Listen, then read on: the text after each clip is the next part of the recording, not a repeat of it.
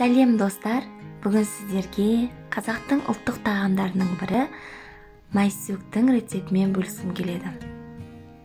Бұл майсөк тарыдан жасалынады. Құрамында көптеген витаминдер бар. Өте оңай жасалынады. Менің каналыма тіркеліп, видеоны соңына дейін қарап көріңіздер.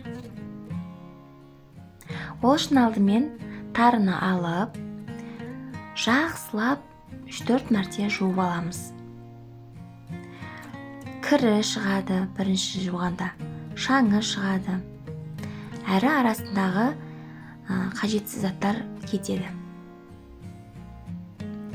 Жақсылап жуыңыздар. Мен ыстығырақ сумен жудым. Қайнап тұрған ыстық сумен жусаңыздар да болады, немесе жылы сумен. Одан кейін жақсылап жуып болған соң қайнаған ыстық суды бетіне сәл ғана көрінетіндей етіп құйдым. Сөйтіп бетін жауып қойдым. Жарты сағаттың ішінде, яғни 30 минуттың ішінде суымыз сіңіп, бойына сіңіріп, тарымыз уже үлгейді. Яғни пісті деген сөз. Қайнаған судың орнына негізінде сүт те құйып жатады. Ол өз еріктеріңіз. Мына суды сіңіріп болғаннан кейін тағы да осылай ситаға салып, кішкене қасықпен басып суын шығарып жатырмын. Кішкене болса да суы кетсін деп. Кей түбінде ғана кішкене бар екен су.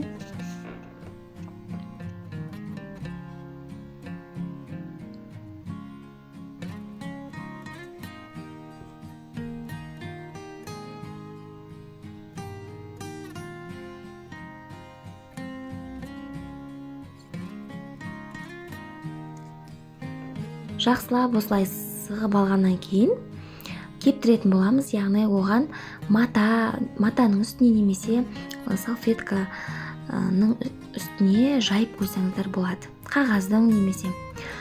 Менде 1 сағат осылай жайылып тұрды, кеуіп, құрғап суы. 1 сағаттан кейін мен жинай бастадым. Әркімде әртүрлі болуы мүмкін. 41 сағат, 1,5 сағатта кебеді. Мінекей енді осылай тарымызды тостағымызға қайтадан салып, енді кішкене тұз септім дәміне қарай, сосын 2-3 қасық қантымызды салдым. Сары майымызды міндетті түрде бөлме температурасындағы жұмсақ сары май болу қажет. Барлығын салып, жақсылап араластырамын. Енді қантты дәміне қарай тәттілігін өздеріңіз тәтті болсын десеңіз көбірек, немесе азырақ салсаңыздар болады. Мінекей жақсылап араластырып болғаннан кейін кесеге осылай салып, домалақ форма келтіру үшін кесеге салып тарелкеге төңкердім. Осымен майсөгіміз дайын. Жасап көріңіздер, оңай жасалады.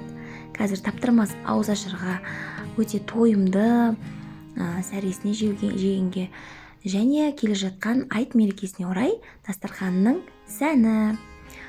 Міндетті жасап көріңіздер. Видео ұнаған болса, лайк басып пікір қалдырыңыз. Каналыма жазылуды ұмытпаңыз. Сіздермен болған Құрманқожа Алтынай.